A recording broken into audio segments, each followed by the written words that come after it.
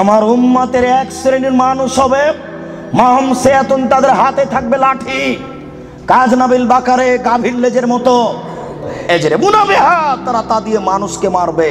এই ছেলে, তুমি ঢাকা বিশ্ববিদ্যালয়ে ভর্তি হয়েছো, তোমাকে দেখছি তুমি লাঠি নিয়ে ছুটে যাচ্ছ, তোমার আগে আগে কিছু লোক পালিয়ে চলে যাচ্ছে, তোমার হাতে লাঠি কাপুরুষ, তুমি এখানে কি বিদ্যা শিক্ষা অর্জন করতে এসেছো? তুমি চোর, তুমি ডাকাত, তুমি শয়তান, তোমার ভিতরে এই বিদ্যা রয়েছে।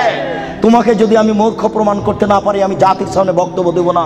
তোমার হাতের কাল লাঠি, তুমি বলো তুমি এসেছো চাঁপাইনবাবগঞ্জ থেকে পড়াশোনার জন্য, তোমার হাতে কেন লাঠি? কি দেখাতে চেয়েছো তুমি? শোনো, মুহাম্মদ সাল্লাল্লাহু আলাইহি ওয়াসাল্লাম বলেছেন তুমি জাহান্নামী মুসলিম।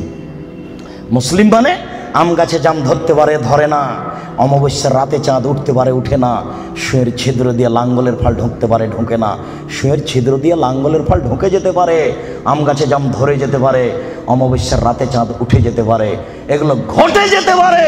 যেই কথা বলছি সেই কথাতে সন্দেহ আছে বলে কিয়ামত পর্যন্ত চেষ্টা করলে সরিষা ঢোকানো যাবে না।